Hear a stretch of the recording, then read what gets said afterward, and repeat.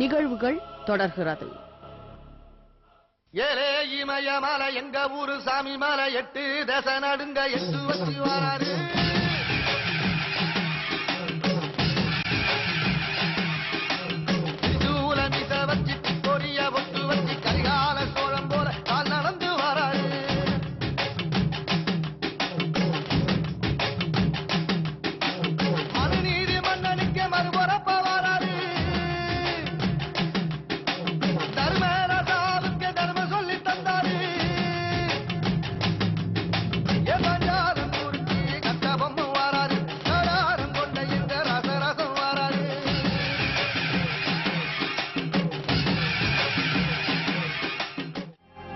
ஆட்சியாளர்களின் பணபலத்தை முறியடிக்கும் வகையில் தேமுதிக சார்பில் சிவா நிறுத்தப்பட்டுள்ளதாகவும் அவருக்கு ஒதுக்கப்படும் முரசு சின்னத்தில் மக்கள் அனைவரும் வாக்களித்து வெற்றி பெற செய்யும்படி வேண்டுகோள் விடுத்தார்.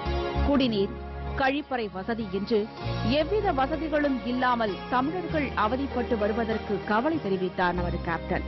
மேலும் காங்கிரஸ், பாஜக ஆகியவை தமிழர்களின் நலனில் கொஞ்சம் கூட அக்கறை செலுத்தவில்லை என்று குற்றம் சாட்டிய கேப்டன் தமிழர்களின் நிலை பற்றி இதுவரை கண்டுகொள்ளாமல் இருந்து வரும் அதிமுக, திமுக போன்ற கட்சிகளையும் வறுத்தெடுத்தார் கேப்டன்.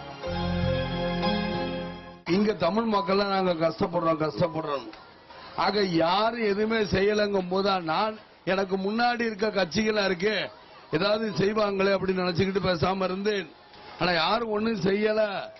மக்களை இதே மாதிரி கஷ்டப்படுத்துறாங்கன்னு தெரிஞ்சுதான் வந்தேன். வரும்பொழுது நான் கிளம்பி வரும்பொழுது நான் பார்த்துக்கிட்டே தான் வந்தேன். எங்க யார் யாரு என்னென்ன பண்றாங்கன்னா எல்லா இடத்துல இருந்தும் என்ன பண்றாங்கன்னா எல்லாரும் போறாங்க. யாரையும் கண்டுக்கிறவே மாட்டேங்கிறாங்க. ஏன் கண்டுக்கிறனும். ஆனா இங்க உள்ள தமிழ் மக்களை, அதாவது அங்க பாத்தீங்கன்னா 2 முதலமைச்சர், தமிழ்நாட்டில் இருக்கிற திராவிட முன்னேற்ற கழகம், அண்ணா திராவிட முன்னேற்ற கழகமும் சேர்ந்து நம்மளை ஏமாத்திக்கிட்டு இருந்தாங்க தமிழ்நாட்டே. அதே மாதிரிதான் இங்குள்ள தமிழர்கள் ஏமாத்துற பல கட்சி. எந்த கட்சி நான் பேரை சொல்ல மாட்டேன்.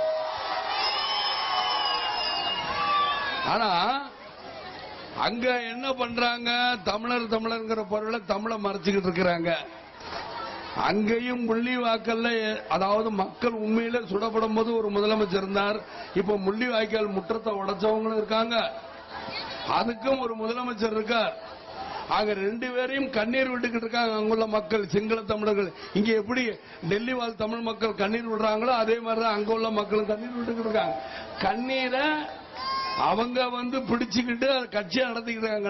அதான் எனக்கு பிடிக்கல. என் தலைவர் என்னைக்கு பிரபாகரன் இறந்தாரோ அன்னைக்கே அதெல்லாம் விட்டுட்டேன். ஏன் எதுக்காக போராடணும்? நம்ம இங்கிருந்து குரல் கொடுக்க கேட்கறதுக்கு ஒரு ஆள் இருக்கணும். விஜயகாந்தனால போராட முடியும். விஜயகாந்த் காலை வைக்க மாட்டேன், வச்சுட்டா எடுக்க மாட்டேன். யோசிப்பேன். ஏன்னா முன்னாடி நிறைய கட்சிகள் இருக்கு, அவங்க எல்லாம் பண்ணுவாங்க அப்படின்னு. ஒரு உண்மையை சொல்றேன், தமிழ் மக்களே வருவாங்க, எல்லாரும் வருவாங்க. விஜயகாந்த் இப்பதானே வந்திருக்கேன். நான் என்ன சொல்றேன், பாக்குறது முக்கியம் இல்ல. என் மக்களுக்கு செய்யுங்க. 65 வருஷமாச்சு சுதந்திரம் அடைஞ்சு. தமிழ்நாட்டில் எப்படி 2 கட்சியும் 65 வருஷமாக இவங்களை குறை சொல்ல, இவங்க குறை சொல்ல, இவங்க அவங்களை குறை சொல்ல, அதே மாதிரிதான் இங்கேயும் நடக்குது. இவங்களை குறை சொல்ல, அவங்களை குறை சொல்ல, அவங்க இவங்களை குறை சொல்ல, இவங்க அவங்களை குறை சொல்ல, இதேதான் நடக்குது. ஆக என் மக்கள் என்ன பண்றாங்க? கஷ்டப்பட்டுக்கிட்டு இருக்காங்களே, அவங்களுக்கு ஒரு நல்ல வழிகாட்டுங்க தான் உங்களை காலை பிடிச்சு கெஞ்சிறேன். என் மக்களை தங்க தட்டில் வச்சு தாளாட்டுங்க தான் உங்களை எல்லாம் கெஞ்சிறேன். மக்கள் அரசியல்வாதிகளை கெஞ்சிறேன், என் மக்களை தங்க தட்டில் வச்சு தாளாட்ட. இன்னைக்கு விஜயகாந்த் வந்துட்டேங்கிறக்கா கோவப்படக்கூடாது. நான் இங்க ஆட்சியை பிடிக்கணுங்கிறக்கா வரல. என் மக்களை நல்லபடியா இருக்கவங்க அவங்க என்ன கேட்கிறாங்க? ஒரு சுகாதாரம் கேட்கிறாங்க, வீடு இல்லைங்கிறாங்க. அதாவது கழிப்பிட வசதி கிடையாதுங்கிறாங்க, கரண்ட் இல்லைங்கிறாங்க. ஆக இதைத்தான் இதை கூட நீங்க செஞ்சு கொடுக்க முடியல. இதற்கு அவங்க ஓட்டு போடணும், கூட்டம் போடணும், பிரதான ஒருத்தர் மாத்திரம் கூட்டு காசை கொடுத்துட்டு அப்படியே வச்சுட்டு போகணும். யாரானா எல்லாம் 200 கோடி 300 கோடி 500 கோடி சொத்து வச்சவங்க தான் எடுத்து போட்டு போடணுமா? தங்கள் அடிப்படை பிரச்சனைகள் தீர்த்து வைக்க களமிறங்கியுள்ள தமிழக கட்சியான தேமுதிகவிற்கே தாங்கள் வாக்களிப்போம் என்று அங்கு வாழும் ஒட்டுமொத்த தமிழர்களும் கேப்டனிடம் உறுதியளித்திருக்கிறார்கள்.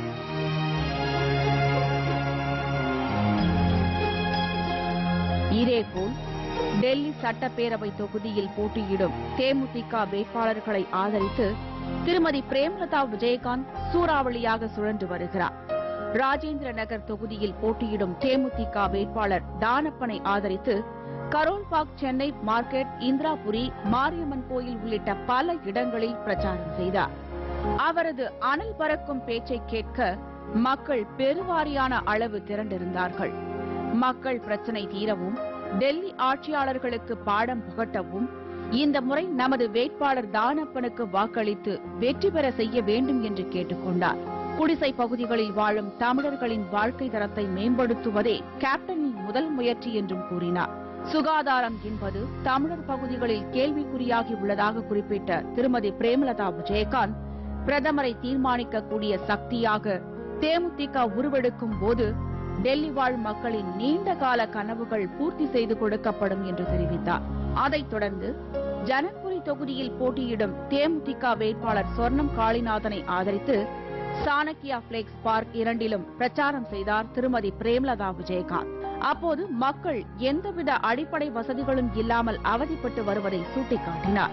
மக்களின் பிரச்சினைகள் தீரவும், தமிழர்களின் வாழ்க்கை தரம் மேம்படவும் கேப்டன் களமிறங்கியுள்ள நமது ஏழை பெண் வேட்பாளர் சொர்ணம் காளிநாதனை ஆதரிக்க வேண்டும் என்றார். குடிநீர், கழிப்பறை, சுகாதாரம் உள்ளிட்ட தமிழ் மக்களின் அனைத்து விதமான பிரச்சினைகளுக்கும் கேப்டன் மூலம் விரைவில் தீர்வு காண நடவடிக்கை எடுக்கப்படும் என்று உறுதியளித்தார் திருமதி பிரேமலதா விஜயகாந்த். இதையடுத்து டெல்லி பாலம் தொகுதியில் போட்டியிடும் நமது தேமுதிக வேட்பாளர் ரத்னத்திற்கு ஆதரவு திரட்டினார் திருமதி பிரேமலதா விஜயகாந்த். மதராசி என்கிளேவ், விஜய் என்கிளேவ் உள்ளிட்ட பல இடங்களில் ரத்னத்தை ஆதரித்து வாக்கு சேகரித்தார் திருமதி பிரேமலதா விஜயகாந்த். அப்போது அங்குள்ள பிரச்சினைகளை மக்கள் மத்தியில் எடுத்துரைத்து இந்த தேர்தலில் ஒரு மாற்றத்தை ஏற்படுத்தி மகத்தான சாதனை படைக்க வேண்டும் என்று வேண்டுகோள் விடுத்தார். டெல்லியில் கேப்டன் விஜயகாந்த், திருமதி பிரேமலதா விஜயகாந்த் ஆகியோர் மேற்கொண்டுள்ள சூறாவளி பிரச்சாரம் டெல்லியில் ஆளும் கட்சி உட்பட அனைத்து அரசியல் கட்சிகளுக்கும் ஒருவித கலக்கத்தை ஏற்படுத்தியிருக்கிறது. அத்துடன் தேமுதிக தலைமை கழக நிர்வாகிகள், தேமுதிக தேர்தல் பணிக்குழுவினர், கழக சட்டமன்ற உறுப்பினர்கள் மற்றும் மாவட்ட கழக செயலாளர்கள் வேட்பாளர்களை ஆதரித்து வீதி வீதியாக வலம் வருகிறார்கள். தமிழர்களின் பிரச்சினைகளை மையமாக வைத்து களமிறங்கியுள்ள தேமுதிகவிற்கு ஆதரவு பெருகி வருவதால் தேமுதிக வேட்பாளர்களின் வெற்றி இப்போதே உறுதி செய்யப்பட்டுவிட்டது. நன்றி, வணக்கம். ஏலே இமய மலை எங்க ஊரு சாமி மலை 8 தசை நடுங்க 8 வச்சு வராரு.